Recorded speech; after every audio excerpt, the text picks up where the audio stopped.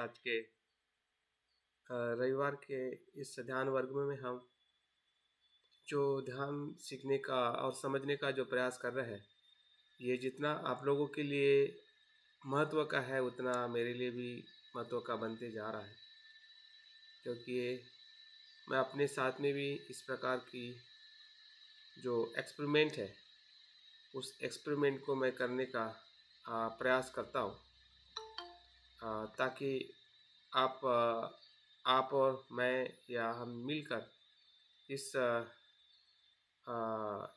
ध्यान की जो अलग अलग अलग अलग जो उसके अनुभव है, उस अनुभव को हम आगे लेके जा सके और इस अनुभव के क्षेत्र में जो गहराई है वो इतनी है कि उसकी हम उसको नापना, उसको समझना कभी कभी मेरे लिए भी बड़ा मुश्किल हो जाता है और सभी के लिए स्वाभाविक है, क्योंकि हम उस चित्त के प्रवाह में प्रवास कर रहे हैं कि जो चित्त का प्रवाह पानी के गहरा है और इतना सूक्ष्म है, जिसको समझना इतना सरल नहीं है। कि जो शिक्षा है बुद्ध का जो मार्ग है, विशेषतः ध्यान की जो अलग अलग पद्धतियां है जो बौद्ध आचार्यों तक या जिसे हम महायान वज्रयान के विभिन्न जो स्वरूप को हम अभ्यास करते हैं, तो उसकी जो विविधता हमें और उसकी गहराई में ले जाने के लिए मदद। तो पिछले संडे को हमने इस ध्यान का अनुभव करने का प्रयास किया था, प्रत्युत्पन्न आधारित रूप सा, और मुझे इसका अच्छा अनुभव हुआ है। शायद आप लोगों को भी इसके ध्यान के जो सराव में निश्चित ही इसका ख्याल आ रहा होगा कि सही में प्रत्युत्पन्न समुत्पाद के आधार पर देखना चाहिए, जिससे हमारा जो दर्शन है सम्यक हो सके और हम मिथ्या दृष्टि के बंधन से मुक्त होने का हमारा मार्ग खुला हो सके, क्योंकि बौद्ध धर्म का प्रारंभ ही सम्यक दृष्टि से होता है और उसका अंत जो है। तो जब कभी भी अगर हम अपने आप को बौद्ध कहते हैं या बौद्ध होने का जो हमारा प्रयास रहता है, तो उस हर प्रयास में हमें सम्यक दृष्टि को समझते हुए या सम्यक दृष्टि होते हुए हम बौद्ध हो सकते हैं, या हम किसी को बौद्ध करते हैं या बौद्ध कोई होता है। अगर सम्यक भाव है तो कहने के लिए तो हम बौद्ध हो सकते हैं, लेकिन सही अर्थ में हम बौद्ध है या हो रहे हैं या नहीं, इस पर जरूर हमने अपने आप पर सवाल पूछना चाहिए, क्योंकि ये सवाल कोई और नहीं पूछेगा, क्योंकि औरों को तो इसका संस्कारिकता के तौर पे पता है कि आप या हम बौद्ध है, लेकिन उतना बौद्ध धर्म का जो लेवल है सांस्कृतिक उतना पर्याप्त नहीं है अगर हम सही अर्थ में बुद्ध के अनुयायी हैं और हम सही अर्थ में दुख से मुक्त होना चाहते हैं। दोनों चीज़ें, किसी का अनुयायी कहलाना और उस अनुयायी के पद का या उसका सुख का आनंद लेना वो एक अलग बात है। कि हम इसके पुत्र हैं, हम इसके अनुयायी हैं, हम इस संघ में जुड़े हुए हैं, हम ऐसे हैं, हम वैसे हैं, हम तुमसे अलग है। ये बातों के लिए एक सामाजिकता हमें आनंद दे सकती है कि मैं अच्छा हूँ, मैं उनसे बेहतर हूँ, लेकिन वो सामाजिक आनंद पहचान जो है वो आपको हम कह सकते हैं कि मैं मित्र हूँ, धर्मचारी हूँ, लेकिन भंते जी ने भी जो मित्र सिस्टम या धर्मचारी का जो एक प्रक्रिया जो निर्माण की है वो इसी संस्कारों को तोड़ने के लिए की है, जो संस्कारिकता को लेकर ही हम बौद्ध धर्म मानते थे, मान रहे हैं। तो इससे हमें फिर से और जागरूक होने की ज़रूरत है। यही तो हमारे लिए संस्कारिकता नहीं होगी जिस अभी हम प्रयास में जिस मार्ग पर हम चल रहे हैं। तो वहाँ पे भी हमें सम्यक दृष्टि की बहुत ज़रूरत है। तो सम्यक दृष्टि के बहुत सारे पहलू होते हैं। हर समय सम्यक दृष्टि अपना एक नया स्वरूप लेके आती है। जैसे कि आप व्यवहारिक जीवन में कोई निर्णय लेते तो वहाँ पर भी सम्यक दृष्टि की ज़रूरत होती है। आपने क्या खाना चाहिए, क्या नहीं खाना चाहिए, हमने शिक्षा कौन सी लेनी चाहिए, कौन सी नहीं लेनी चाहिए,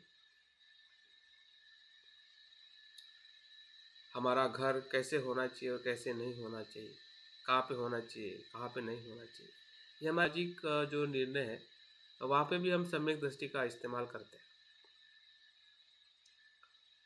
या हम किस धर्म का, किस परंपरा का, किस मित्र की संगति हमने करनी चाहिए जिससे हमें लाभ मिले, तो ये भी सम्यक दृष्टि है। ऐसा नहीं कि ये सम्यक दृष्टि नहीं है, वहाँ पे भी हमें सम्यक दृष्टि का सही तरीके से इस्तेमाल करना चाहिए या कर रहे हैं। लेकिन जैसे जैसे हम और भीतर जाते हैं, पास पास में आते हैं, धम्म को और गहराई में जानते हैं, तो शील की भी हम पहचान करते हैं कि ये शिलाचरण है, दुराचरण है। और उससे और थोड़ा हम सत्य के करीब उस बुद्ध के बताए हुए मार्ग से आगे जाना चाहते हैं, तो हमें पंचस्कंद दिखने लगता है। पंचस्कंद के बारे में हम पढ़ रहे हैं, या हम जान रहे हैं कि ये पंचस्कंद ही संसार है, यही मेरा अस्तित्व है और इसी को अस्तित्व कहते हैं। इसको मुझे और सम्यक रूप में देखना है। हाँ, जिस पंचस्कंद को मैं मेरे मैं के रूप में देख रहा हूँ, ये मेरे के रूप में देख रहा हूँ, क्या वो ऐसा ही है, क्या इसका अलग कुछ स्वरूप है? जो बुद्ध के प्रज्ञा से या बुद्ध के ज्ञान से हमें सुनते हुए हमारे ज्ञान से उसको देखना है, बुद्ध के ज्ञान से नहीं।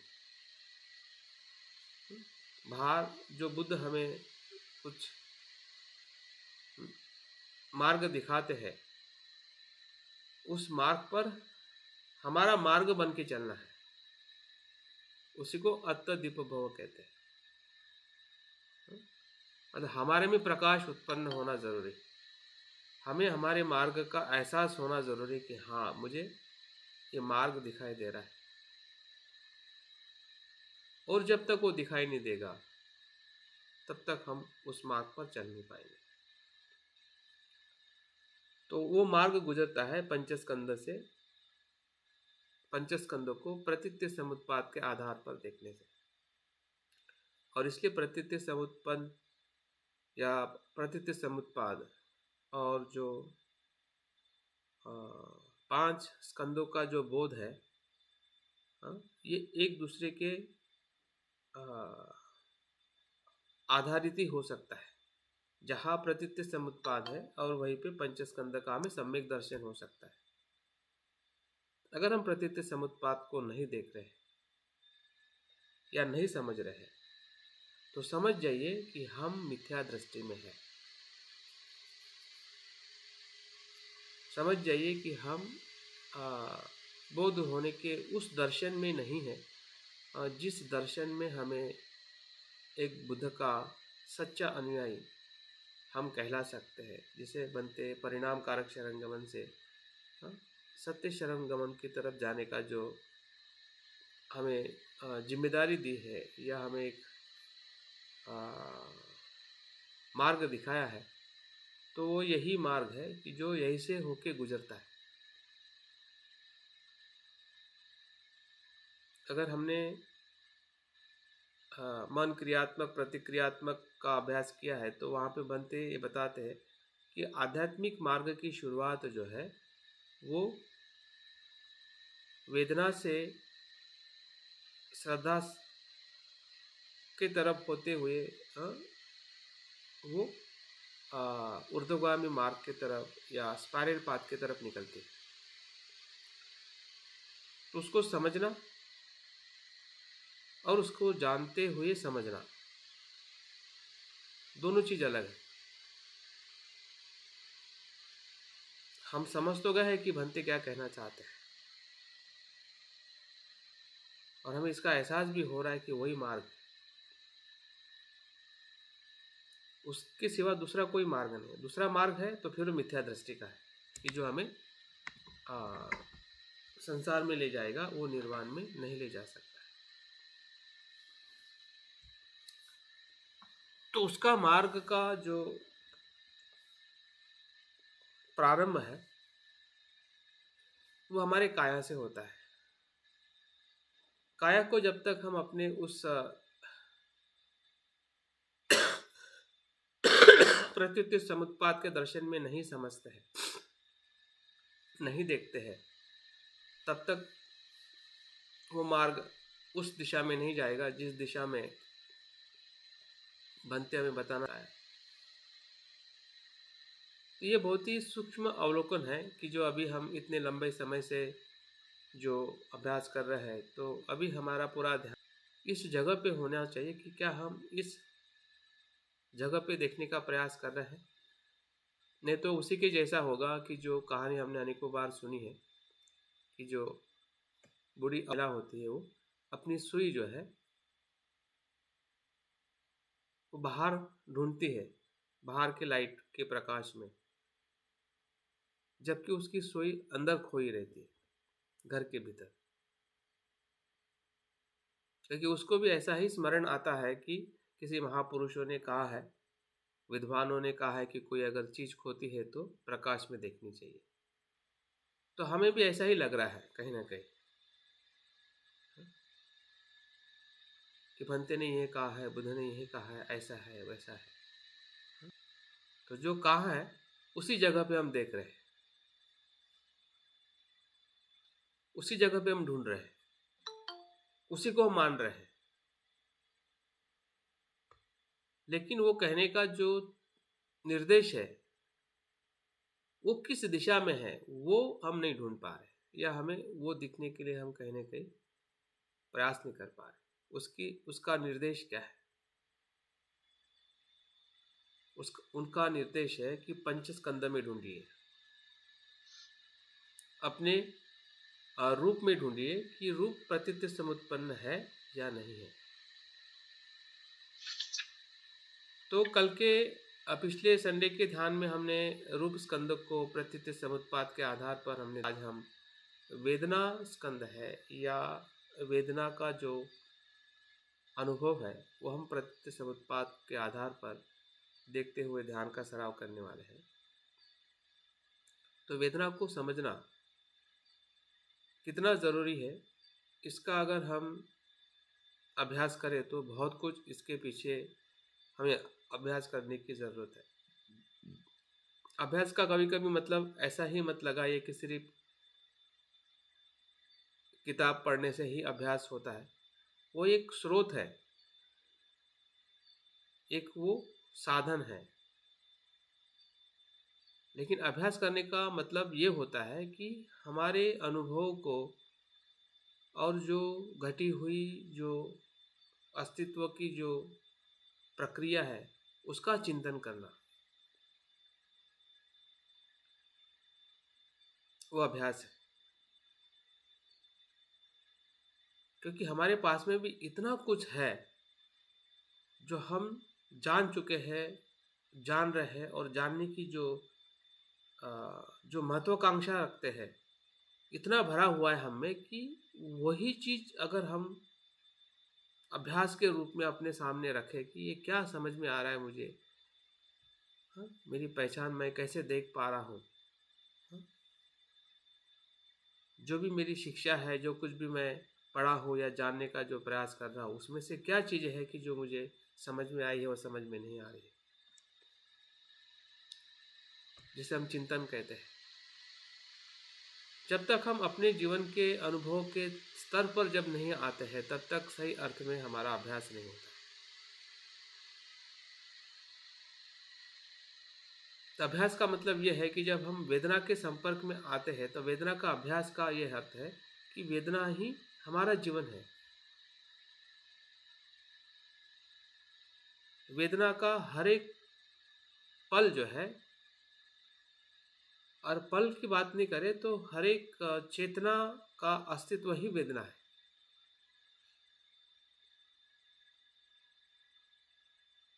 वेदना से ही चेतना का अनुभव होता है। अगर हम वेदना नहीं है तो वहाँ पे चेतना का, मन का या कॉन्शसनेस का अस्तित्व नहीं है, जिसे हम सेंसेशन कहते हैं।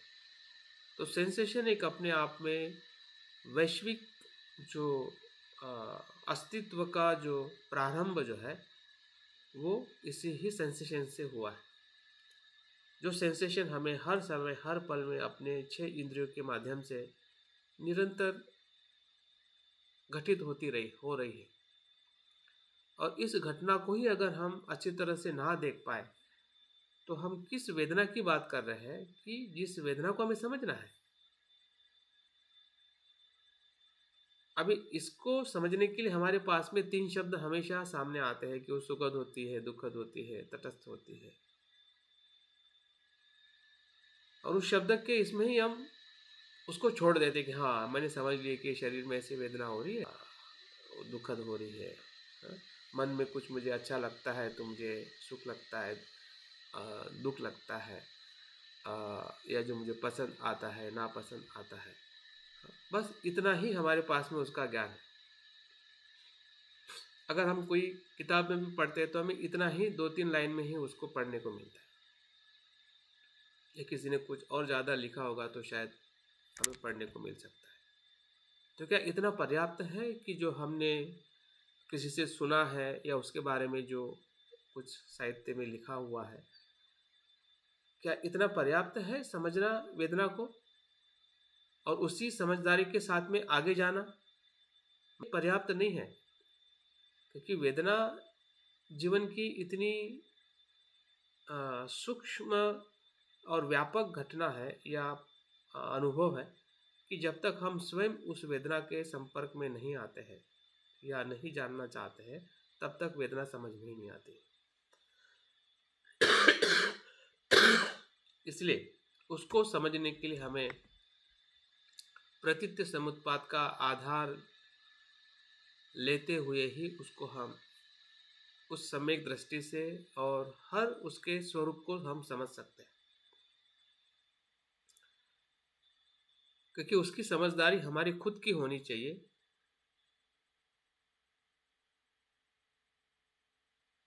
और वो निरंतर होनी चाहिए, क्योंकि निरंतर इसलिए क्योंकि जीवन की निरंतरता वेदना के साथ में ही है जब तक हमारा जीवन है। अगर हम एक शब्द में कहें तो हमारा जीवन ही वेदना है।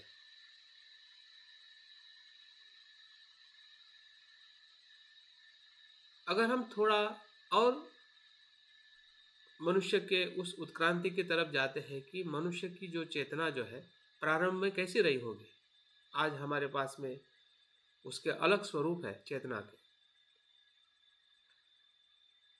लेकिन आप सोचिए कि जब चेतना का स्वरूप जो आज मानवीय रूप में हमें एक सभ्य मनुष्य के रूप में, एक कल्चर और एक आधुनिक मनुष्य के रूप में हम अपनी चेतना को या कॉन्शसनेस को देख पा रहे हैं, तो क्या ये ऐसे ही थी?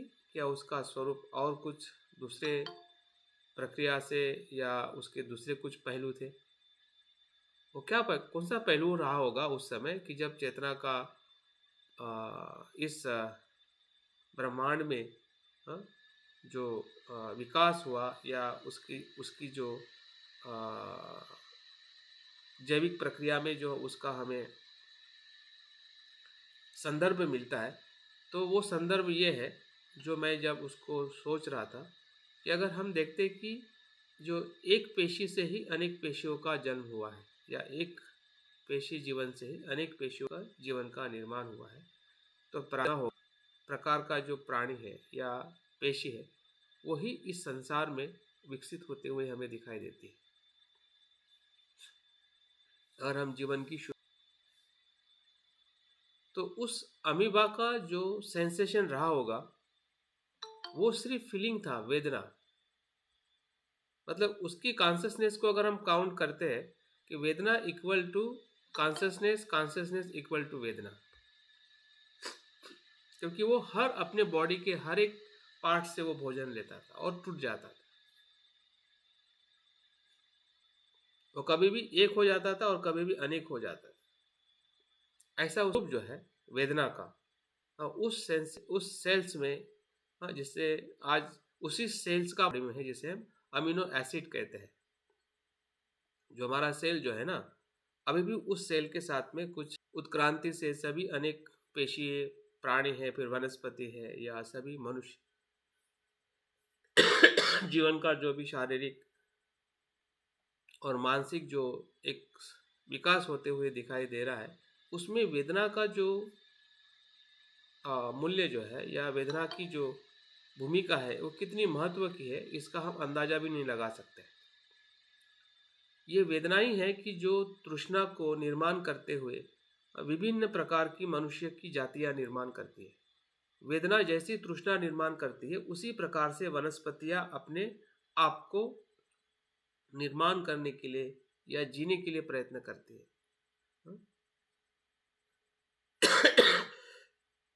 जो विविधता हमें संसार में या मनुष्य में भी दिखाई देती है कि हम एक ही परिवार से लोग होते हुए भी एक ही प्रकार की भी वेदना आते हुए भी उस वेदना की जो अनुभूति के स्तर पे वो अलग अलग हो जाती है।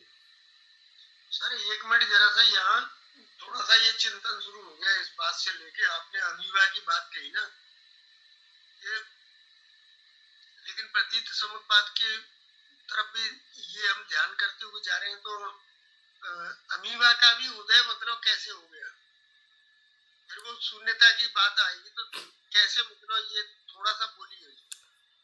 अमीबा का भी जो है, जो केमिकल एक्शन रिएक्शन जो उस समय पानी में या वातावरण में जो रहा है, जिसे हम प्रतीत समुत्पादी कहते हैं, ठीक है, कि जो वातावरण की एक निर्मित होने के लिए, जो जीव की निर्मित होने के लिए एक जो कंडीशनैलिटी जो है, क्योंकि वो कॉन्शसनेस भी बिन कंडीशन से नहीं आए, ठीक है, वो कॉन्शसनेस या वो पेशी का निर्माण होना, जो उत्क्रांति की तरफ हमें मनुष्य की उत्क्रांति की जो सोर्स हमें पता चलता है, और बुद्ध ने भी जिस प्रकार से प्रतीत समुत्पाद को दिखाया है, समझाया है, वो समझने के लिए कहीं ना कहीं हमें ऐसे कुछ थेरीज है कि जिस थेरी से हम अपनी बुद्ध की उस सत्यता को और गहराई में समझ सकते हैं। हाँ, अन्यथा क्या होगा कि चीज़ें हमें समझने में इतनी आसानी नहीं होगी जिस प्रकार से बुद्ध समझाना चाहते हैं, क्योंकि बुद्ध स्वयं ही अपने आप में वैज्ञानिक है। बुद्ध ने जो ये होगा ना, आप जो ये कहना चाह रहे हैं कि जैसे तथागत बुद्ध जो है, बुद्ध स्वरूप में आने के पहले अनेकों जीवों की अवस्थाओं से, शरीरों से गुजर के आए, तो वो अलग अलग तरह के चेतना के अनुभव लेके आए थे, लेकिन मूल रूप में जहां से भी प्रारंभ हुआ होगा, जैसे अमीबा की बात कही, तो उसमें वही सिद्धांत जो आज मतलब चेतना का जो चेतना के ऊपर जो भी संस्कार या कुछ रहे होंगे, बिल्कुल वही मूल रहा होगा। बिल्कुल। और इसलिए बुद्ध ने जब मन की व्याख्या की बुद्ध के समय, अभी हम आते बुद्ध के समय और आज के समय, क्योंकि वहाँ से हमें जो वेदना का सेंसेशन का जो स्वरूप दिखाई देता है उस प्राणी से गुजरते हुए बाकी वनस्पति और बाकी अन्य सभी जीवों में, तो उसी का ही विकसित स्वरूप है जो ज़्यादा से ज़्यादा उनके अस्तित्व में हमें उसी सेंसेशन की जो उसकी अनुभूतियाँ रही होगी उनके पूरे ऊर्जा के स्वरूप में, जो उनके डिमांड जिसे कहते हैं या आसक्ति कैसे वेरिएशन जो कहते हैं, जो हमें प्रकृति में दिखाई देती है अस्तित्व में बने रहने के लिए या अपने अस्तित्व को टिकाने के लिए, तो वो सभी जो चीज़ें हैं वो इसी ही सेंसेशन से या उसके उस ऊर्जा के वेदना के स्वरूप से ही निर्माण हुई है। और वही जो एक मानव जाति के प्रक्रिया में या विकास में जब हम अपने आप को देखते हैं, तो ये सेंसेशन ही था कि जो वो अभिव्यक्त करना चाहता था लेकिन हो नहीं पा रहा था। जब हम भाषा के पहले का इतिहास देखते हैं कि बॉडी और पूरे मनुष्य के अस्तित्व में सेंसेशन जो है, वेदना जो है वो होती थी, शरीर को लगता था, मन के भीतर भी कुछ भाव निर्माण होता था, भूख का भाव हो या सेक्स का भाव हो, डर का भाव हो, मरने का भाव हो, वो तो सभी सेंसेशन होती थी। वो सेंसेशन है, वो वेदना है। हाँ? लेकिन वो वेदना को अभिव्यक्त करने का पार्ट जो है, हाँ, वो उतना चैनलाइज नहीं था जिसको हम वेदना के बाद में संज्ञा कहते हैं। जो आज हम संज्ञा के रूप में एक पर्टिकुलर शब्द देके हम अपनी भाषा और सभ्यता को जो एक्सप्रेस करते हैं, वो मानवीय समाज में, हाँ, आने के लिए हजारों साल लगे। हाँ, पहले सिर्फ लोग एक दूसरे को हाथों से या कुछ एक्शन करके या किस प्रतीकों के माध्यम से या कुछ इसके माध्यम से वो अपने आप से उस वेदना का, वो मैं इसलिए बताने का प्रयास कर रहा हूँ कि वेदना का जो आदि रूप जो है वो कितना महत्व का है और वो कैसे हमारे चित्त के साथ हमें उसको समझने की ज़रूरत है, ताकि हमारा जो प्रतीत समुत्पाद को देखने का जो गहरा अनुभव है वो हमारे साथ में जुड़ जाए। वेदना मतलब सिर्फ जो होने वाली अभी की बात नहीं है, वो पूरे बॉडी में वेदना की बात है। हाँ, मन के भीतर जितनी भी कुछ अनुभूति हो रही है, कुशल हो अकुशल हो, हाँ, सुख हो या दुख हो, सुख और दुख हम कैसे पहचानते हैं? हम अक्सर आजकल शब्दों में ही जानने का प्रयास करते हैं। हाँ? लेकिन उसकी जो गहराई जो है वो पूरे जीवन के साथ जुड़ी हुई है। जब कुछ दुख होता है और दुख की जो वेदना होती है, तो उस वेदना को जब हम उस अर्थ में देख नहीं पाते हैं या उस सत्यता में देख नहीं पाते हैं, तो वो दुख हमारे लिए वैसा ही भय निर्माण करता है कि जब इंसान जो अज्ञानी था, हाँ, जंगलों में रहता था या उसको नहीं समझ पा रहा था, उसी प्रकार के भय और चिंता में हमें लेके जाता है। जबकि बुद्ध कहते हैं कि इसी वेदना को जानने से हम बुद्धत्व को प्राप्त कर सकते हैं। तो अगर हम इस वेदना को नहीं जानेंगे तो हम बुद्धत्व के मार्ग पे कैसे जा सकते हैं?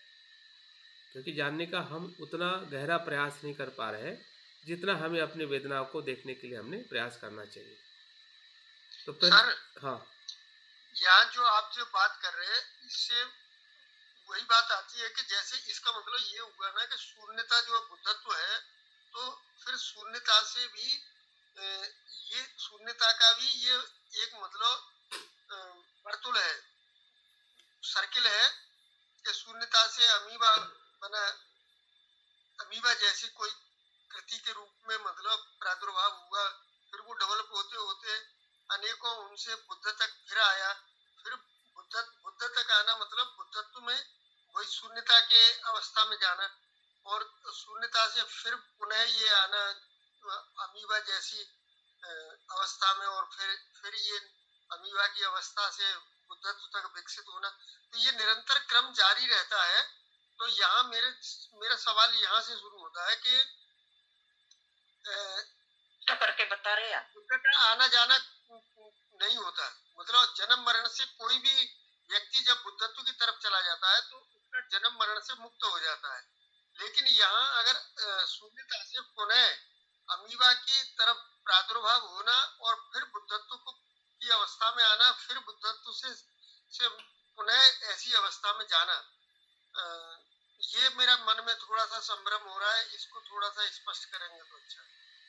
नहीं, हाँ बोलिए। सर, मैं कहना चाहती हूँ, ये जो आप समझा रहे हैं वो डार्विन का उत्क्रांतिवाद है, हमने पढ़ा है सर। हाँ जी, हाँ जी, बस अमीबा से बढ़ते बढ़ते वो एक बंदर तक गया, हाँ, बंदर से होके वो आदमी तक गया, आदमी तक उसकी पहले शारीरिक जरूरत थी, फिर मानसिक जरूरत थी, उसका बुद्धि का विकास हुआ, और बुद्धि का विकास होते होते होते वो बुद्धत्व तक गया। वो मानसिक अवस्था है जो डार्विन से होके मनुष्य तक और मनुष्य से होके बुद्धत्व तक गई है। बिल्कुल तो बिल्कुल। आप जो समझा रहे हैं वो डार्विन का उत्क्रांतिवादी है। हाँ हाँ बिल्कुल। लेकिन यहाँ बात क्लिष्ट हो रही है, आप हाँ, समझे? नहीं, वही समझाने का मैं प्रयास कर रहा हूँ और उसका आधार है वेदना। ठीक है, जो आप समझ रहे हैं ना वो वही समझना है। लेकिन जब तक हम वेदना के स्वरूप को नहीं समझेंगे तो ये चीज़ें तो हमें समझ में आ गई जो आपने कही है रत्ना जी। ठीक है, या सुभाष जी का भी सवाल है कि शून्यता से शून्यता के तरफ जाना क्या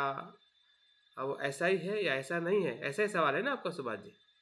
जी हाँ, इसका मतलब एक बात ये भी बात आ गई ना, अभी जो बात कह रहे हैं आप कि जो नाम का स्वरूप बताया गया ना, वेदना, संज्ञा, संस्कार और विज्ञान, नाम के गुण है, या जो जो परम चैतन्य है, उसकी अभिव्यक्ति इस तरह से होती है इन चीजों के द्वारा, या इनके द्वारा ही समझ सकते हैं। तो वो शून्यता की अवस्था में भी ये तत्व, उसके मूल गुण जो है, मूल धर्म उसमें बने रहते होंगे, ऐसा मतलब इस बात से सिद्ध हो रहा है या अनुमान हो रहा है कि वो फिर से प्रादुर्भाव होने की सामर्थ्य उसमें शून्यता रूपी बीज के अंदर भी मौजूद रहेगी। देखिए, शून्यता यह है कि शून्यता का जो मतलब यह है कि जो भी अस्तित्व का जो उसका मूल धर्म है, होना या ना होना, ठीक है, अगर है तो किस कारण प्रक्रिया से है, और नहीं है तो वहाँ पे किसका अभाव है और किसका प्रभाव है, उसको जानना और नहीं जानना। अभी हम नहीं जान रहे हैं क्योंकि हम उस चित्त की अवस्था में नहीं है जिसे हम बुद्ध कहते हैं। बुद्ध दोनों परिस्थिति को जानते हैं और इसलिए उनके पास में जो तरीके से वो समझा सकते हैं या वो बता सकते हैं, हम समझने के लिए उन्नत ले सकते हैं। लेकिन अभी हम या मैं या आप जो समझना चाहते हैं कि क्या ऐसा ही है, ऐसा ही होता है, या उसको कैसे देखा जाए, इस स्तर पे हम मतलब उसको नहीं समझ सकते कि वो सही में ऐसा ही है या ऐसा नहीं है। हाँ, इतना ज़रूर है कि जो कुछ भी घटना घटित हो रही है या हो चुकी है, उसका जो आधार जो है वो प्रतीत समुत्पाद, और प्रतीत समुत्पाद के भीतर जो मैं वेदना को मैं इसलिए उस अर्थ से समझा रहा हूँ, मुझे ये आपको समझाने का प्रयास नहीं करना है कि उत्क्रांतिवाद या डार्विन की थ्योरी क्या है। मैं ये बताने का प्रयास कर रहा हूँ कि वेदना, अगर बुद्ध कहते हैं कि वेदना से ही संज्ञा निर्माण होती है और संज्ञा ही संस्कार और विज्ञान के साथ में उसको निर्माण करती है या उसी के प्रक्रिया से घटित होती है, और इन चार तत्वों को ही बुद्ध मन कहते हैं। जब बुद्ध के समय जब मन की भाषा की गई है, परिभाषा की गई है, जिसमें चार घटक आते हैं, वेदना, संज्ञा, संस्कार और विज्ञान। बुद्ध इसको चित्त कहते हैं, उसको मन कहते हैं, नाम कहते हैं।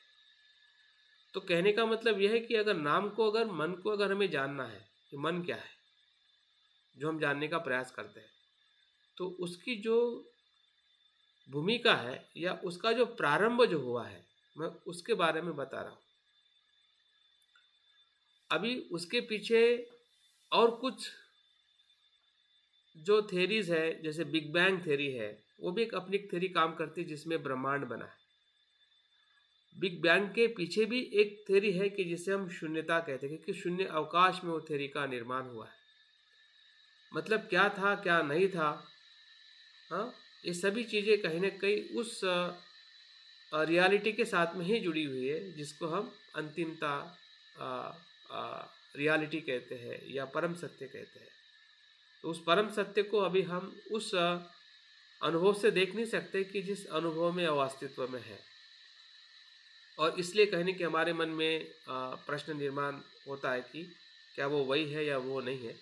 हमें अपनी अपनी रियलिटी देखनी है, हम किस रियलिटी पे पैदा हुए हैं, उस रियलिटी के भीतर हमारा जो द्वंद्व है या हमारा जो मिथ्या धारणा है, उसको हमें क्लियर करना है। अभी हमारी मिथ्या धारणा ये है कि वेदना है, ये मेरी है या मेरी नहीं है, या मुझे पसंद है और नापसंद है, इतना हमें पता है। लेकिन वेदना की जो इतनी सूक्ष्म गहराई को अगर हम नहीं देख पाएंगे या नहीं जानेंगे, तो इतना सिर्फ जानने मात्र से हम वेदना को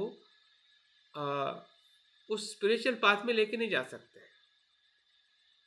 जिस स्पिरिचुअल पाथ में बुद्ध ने ले जाने का हमें मार्ग दिखाया है।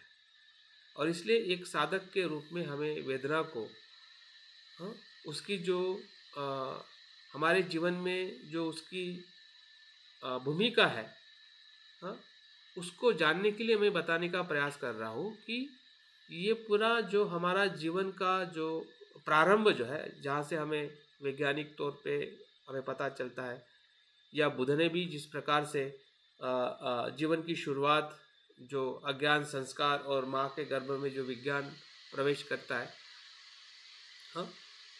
ये भी एक प्रकार की विज्ञान का प्रवेश करना भी एक प्रकार का सेंसेशन है। किसके लिए? माँ के लिए। लेकिन हमारे लिए प्रारंभ है। अगर हम अपनी वेदना की हम बात करते तो हमारी वेदना की जो शुरुआत जो है, अगर हम इस जन्म के साथ में भी अगर हम समझने का प्रयास करें तो एक प्रकार का एक सेंसेशन है जो हम चेतना कहते हैं, विज्ञान कहते हैं, कि जो माँ के गर्भ में प्रवेश या जन्म धारण की प्रक्रिया में वो ऊर्जा वहाँ पे कनेक्ट होती है, या वो उसके साथ में प्रतीत समुत्पन्न है। हाँ, देखिए प्रतीत समुत्पाद जो कैसे कार्य करता है, हाँ, जहाँ से हमें समझ में आ रहा है, हम समझने का प्रयास कर रहे हैं। लेकिन वेदना में आते आते हम समझ नहीं पाते हैं कि वेदना को कैसे देखा जाए। जैसे हमने शरीर को अज्ञान भी मतलब वेद नहीं है ना, एक अज्ञान जो है वेद नहीं है, जहाँ से प्रारंभ हुआ है। अज्ञान से संस्कार भी वेद नहीं है, और संस्कार से जब विज्ञान के रूप में मान वो करती है, वो भी सेंसेशन है। और हमारी अवस्था मतलब उतना जानने की उस समय नहीं होती। नहीं, उसको सभी चीजों में अगर कड़ी में देखें तो यही चीज है कि फिर चेतना ही सारा का सारा नहीं, सभी कुछ चेतना ही है। लेकिन जब उसको किसी पर्टिकुलर प्रत्यय से उसको संबोधित किया जाता है, तो वहाँ से उसको समझने की जो हमारी जो नॉलेज है वो और डीप हो जाती है। आप एक ही समझोगे कि वो भी एक ही है, वो भी एक ही है, तो फिर कुछ समझने की जरूरत ही नहीं है। हाँ, तभी तो आप उसको आत्मा नहीं मानोगे ना। नहीं तो एक ही समझोगे तो फिर तो कुछ जरूरत ही नहीं है। वो है, वो भी ये है, वो ये है। लेकिन वो है तो वो किस स्वरूप में है? अभी अमीबा को तो इंसान नहीं कहोगे ना आप। ठीक है सर। लेकिन अमीबा का पार्ट हमारे में अभी भी है। हर सेल में एमिनो एसिड है। लेकिन हम अमीबा नहीं है ना, हम तो इंसान है, मनुष्य है। तो समझने का कारण यह है कि वेदना का जो सूक्ष्म जो भाव है, कहाँ से निर्माण हुआ है चेतना के साथ, मैं वो बताने का, समझाने का प्रयास कर रहा हूँ, ताकि हमें वेदना को ऐसे शब्दों में लेने से समझने नहीं आने वाला है। मैंने अभी तक वेदना को ऐसे, हाँ पता नहीं क्या हो रहा है, वेदना के बाद में हम आगे देखने का प्रयास करते हैं। लेकिन वेदना को जब तक नहीं देखेंगे तब तक आगे आप कितना भी देखो, आप वहीं पे वापस आओगे कि जहाँ पे हम हैं। क्योंकि मन जो है वेदना से शुरू होता है। हर एक पल, जैसे कि आपने इसमें भी हमने अभ्यास किया है कि जो वैश्विक चैत्य धर्म है, हाँ, विश्व का मतलब उसमें सभी प्रकार की चेतना, जितना भी चैतन्य धर्म है या चैतन्य अस्तित्व है, उसका पहला जो धर्म जो है वो वेदना है, जो स्पर्श के साथ में उद्भव होता है। ऐसी कोई इवन पेड़ पौधे भी उसमें सभी प्रकार के जीव जंतु आ गए, इवन बैक्टीरियाज या सूक्ष्म से सूक्ष्म भी जीव आ गए, मनुष्य, सभी प्रकार के मनुष्य, अच्छे बुरे विद्वान, सभी, बुद्ध भी उसमें आ जाते हैं, उनका भी वो चैत्य धर्म है। क्योंकि वो वैश्विक चित्त का वो क्वालिटी है, जो कॉन्शियसनेस जो है, वैश्विक जो कॉन्शियसनेस है, उसका धर्म ही वेदना है पहला।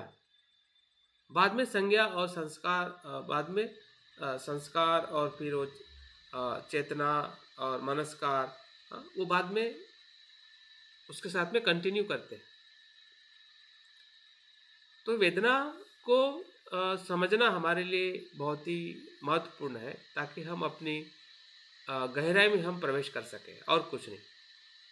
बाकी उससे जो अनुभव होगा और कैसे हम उसके जाल से बाहर आएंगे, तो वो फिर एक दूसरा डायमेंशन है, जिसे हम निर्वाण या संपूर्ण सत्यता का अनुभव कह सकते हैं। लेकिन जब तक हमें संसार का ही सत्यता का अनुभव नहीं होगा, हम बंधे हुए हैं, और कहाँ पे बंधे हुए हैं, अगर यही समझ में नहीं आए, तो फिर जो संपूर्ण जो सत्यता की या विमुक्ति की जो धारणा है या बात है, वो सिर्फ बात रहेगी, और हम कभी भी मुक्त नहीं हो पाएंगे।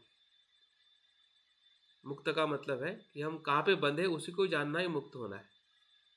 इसलिए तो बुद्ध बाद में कहते हैं कि ना संसार है ना निर्वाण है, वो बात की बात है। लेकिन जब हम बंधे हुए हैं, तो हमारे मिथ्या धारणा से ही हम बंधे हुए हैं, जबकि वो बंधन ही नहीं है।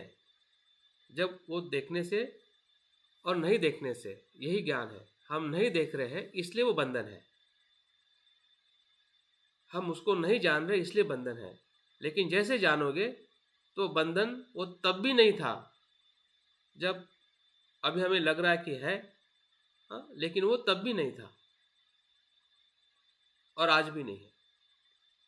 जैसे कि उदाहरण के तौर पे, अगर कोई चीज़ आप रात में सांप जैसी दिखाई देती है और सांप लगता है, लेकिन जब आप उजाले में देखते हैं तो सांप नहीं होता है।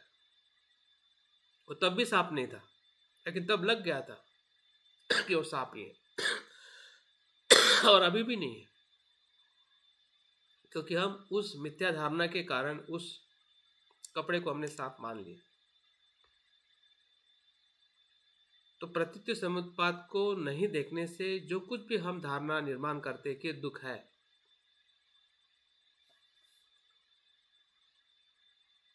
या ये है वो है, सेंसेशन से जो कुछ भी हमें अनुभव हो रहा है, उसी को हम सच मान चुके हैं, मान रहे हैं।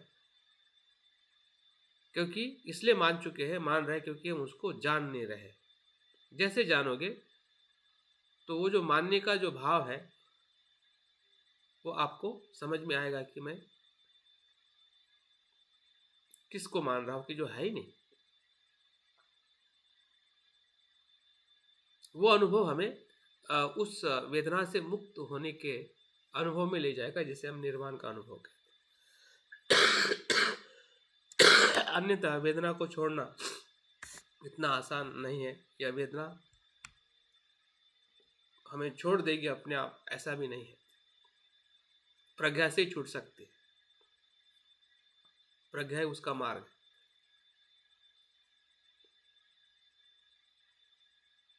तो हम ध्यान के भीतर इसको समझने का प्रयास करते हैं। हमारे पास में पूरा आधा घंटा है, तो ध्यान के लिए हम अपने शरीर को ठीक कर लीजिए।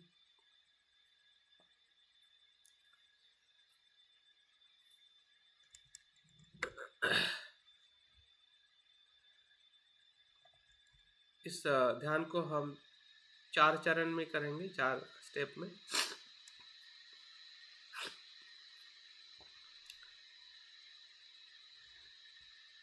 पहले पूर्व तैयारी में हम कुछ समय निकालेंगे, और उसके बाद पहले स्टेप में हमारे जो शारीरिक वेदना है उसको हम पहचानने का प्रयास करेंगे, और शारीरिक वेदना को हम दोनों स्तर पे हम देखेंगे कि सुखद और दुखद, और कुछ अगर तटस्थ भी पता चलती है तो।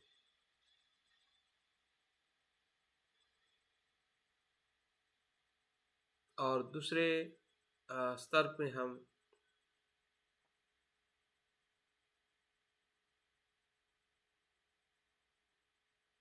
द्वेष की वेदना है, जिसे दौर्मनस्य कहते हैं, मानसिक स्तर पे उसको हम पहचानेंगे। तीसरे इसमें जो सौमनस्य, मतलब लोभ की हमारी जो वेदना है, उसको हम देखेंगे। और चौथे इसमें विमुक्त होने की जो वेदना है,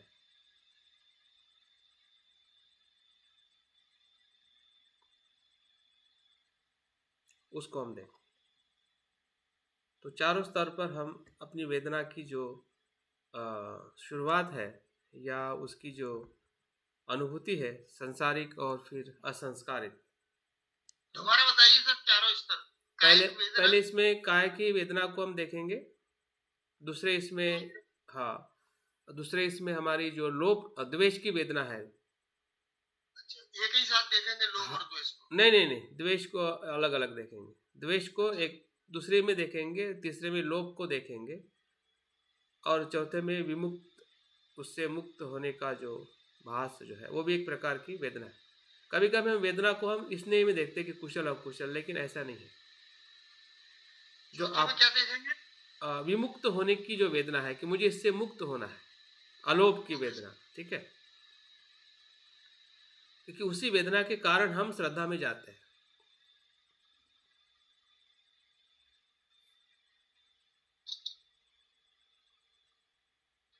तो ठीक है, अभी हम अपने बोलिए। सर, ये जो काया वाली वेदना है वो उसको आइडेंटिफाई कैसे करेंगे? वो क्या लोभ की है, क्या द्वेष की है? नहीं, उसमें आइडेंटिफाई नहीं करना है, वो तो शारीरिक जो भी पीड़ा होगी उसी को देखना है, ठीक है, शारीरिक रूप में देखना उसका।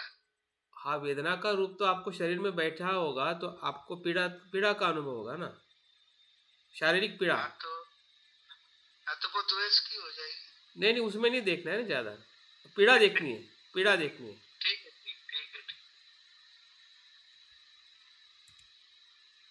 क्योंकि उसको हम स्पेशल दूसरे इसमें आइडेंटिफाई करेंगे ना, एक ही इसमें सब कुछ देखोगे तो कुछ दिखेगा नहीं। वेदना फीलिंग ही है ना, अनुभव ही की जा सकती है, उसका ठोस स्वरूप में नहीं बता सकते रूप उसका कैसा है। देखिए, अल्टीमेट जो हम ऑब्जर्वेशन जो है वो चित्त का, चेतना का और कॉन्शियसनेस का ही कर रहे हैं, क्योंकि शरीर में भी मन है, द्वेष में भी मन है, लोभ में भी मन है, और विमुक्ति में भी मन है। इसका मतलब यह है कि हर जगह पे मन का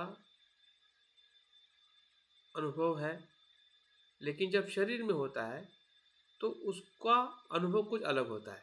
जैसे कि खाने में ठोस भी होता है, पतला भी होता है, मीठा भी होता है, तो खाना ही तो होता है, हाँ?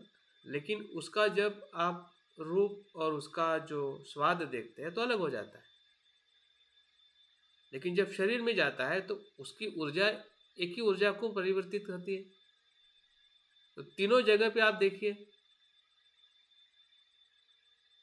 आप ऊर्जा को तो खाना नहीं बोल सकते अंदर जाने के बाद में, वो तो ऊर्जा हो गई, लेकिन बाहर तो खाना भोजन है, हाँ? वैसे शरीर पे होने वाली वेदना ही है, मन ही है, लेकिन वो अलग स्वरूप का मन वहाँ पे हमें महसूस होगा। जब हम लोभ में देखेंगे, द्वेष में देखेंगे, और एक विमुक्ति होने के सेंसेशन में, वेदना में देखेंगे, वो भी वेदना है, लेकिन उस वेदना के बारे में कभी भी हमें लगता नहीं कि वो वेदना कैसी है और वो कैसे निर्माण हो रही है। प्रतीत समुत्पाद के आधार पर उसको जब हम देखते हैं तो एक नई पहचान हमारे स्वयं के बोध से होने लगती है। स्वयं का बोध जो है, यही आपका अभ्यास का प्रथम और गहरा चरण है। अगर हमें सही में गहराई में जाना है, हाँ, तो इस अभ्यास को समझने का प्रयास करें। जितना भी हमारे पास में जानकारी है, जो कुछ भी हम पढ़ रहे हैं या जान रहे हैं, हमारे जो भी चिंतन से, लेकिन उसका जो उपयोग कहाँ पे करना है और कहाँ पे हो रहा है, इसका परीक्षण हमें स्वयं खुद करने की ज़रूरत है। अन्यथा हमारा प्रयास तो रहेगा एक बलवान बनने का, लेकिन बलवान ऊर्जा तो रहेगी, लेकिन वो विमुक्त वाली ऊर्जा नहीं रहेगी, वो बंदिश करने वाली ऊर्जा बन जाएगी। चलिए धीरे धीरे अपने शरीर को शांत करें।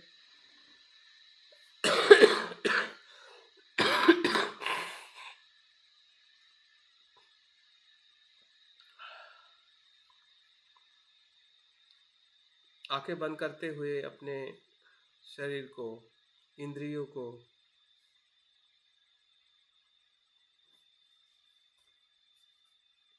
बाह्य विषयों से उसका संपर्क धीरे धीरे टूटते जा रहा है। आंखों से देखना, कानों से सुनना,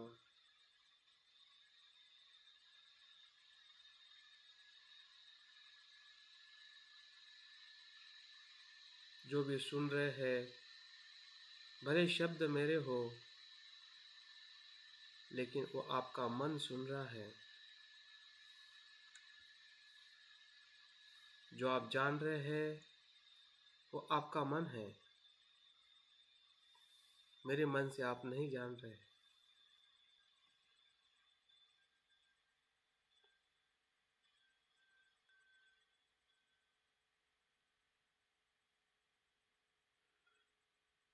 गहरी सांसें लीजिए और छोड़िए।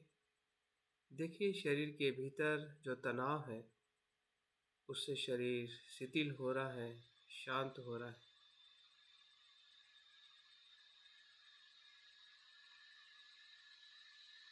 चेहरे पर हल्की मुस्कान हमारे पूरे शरीर को तनाव मुक्त कर रही है।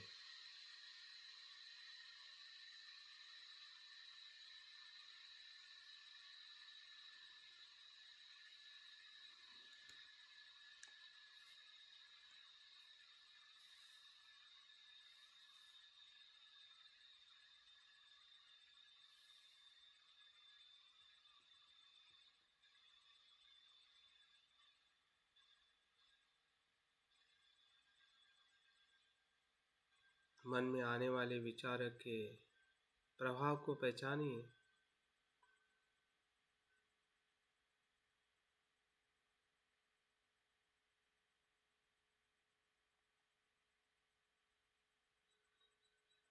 ध्यान के विचार, ध्यान का छंद ही इस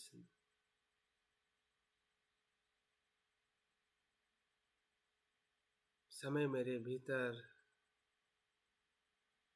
मुझे प्रेरणा दे रहा है और उस प्रेरणा से ही मैं ध्यान कर रहा हूँ। अपनी ध्यान की प्रेरणा पूरे शरीर में अनुभव करें।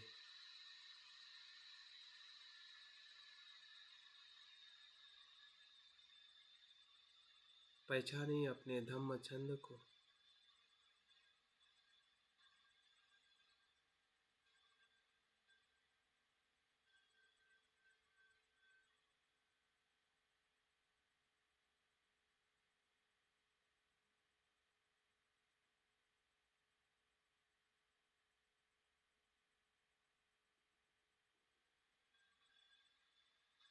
जैसे बुद्ध ने प्रतीत समुत्पात को देखते देखते अपने पूरे शरीर और मन को दुखों से मुक्त किया है, अज्ञान से मुक्त किया है।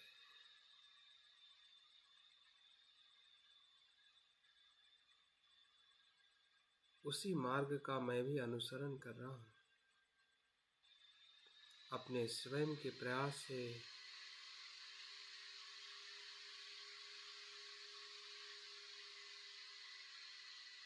इसी पंचस्कंद को समझने का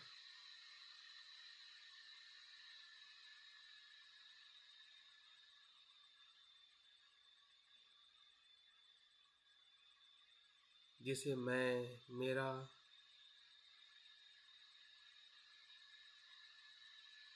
देख रहा हूँ, ये पंचस्कंद है। पंचस्कंद का ही ये रूप है जिसको मैं अपना जीवन कहता हूँ।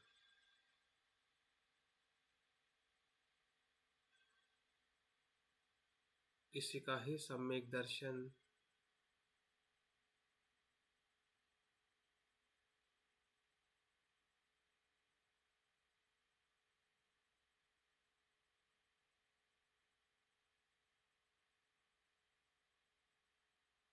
धीरे धीरे मेरे जीवन में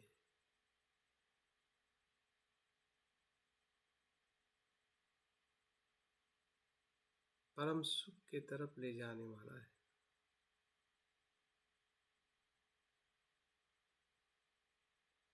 उसी का आज मैं एक प्रयोग करने जा रहा हूँ। वेदना को प्रतीत समुत्पाद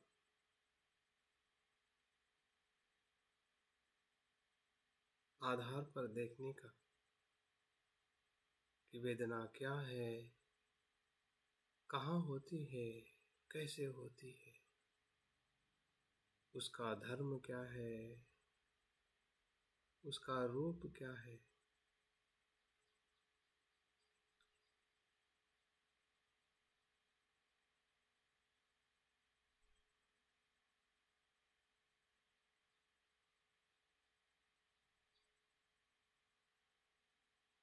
ताकि मैं वेदना स्कंद को जैसा है वैसा देख सकूं।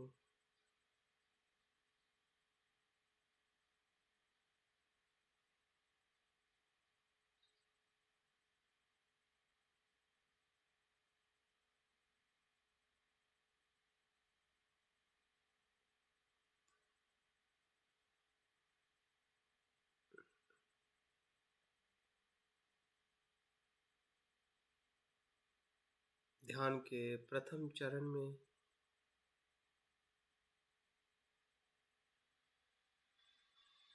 सर से लेके पांव तक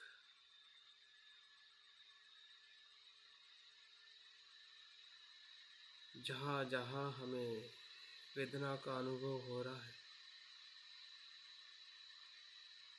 उसको पहचानिए। बाहर भीतर जहाँ कहीं पे भी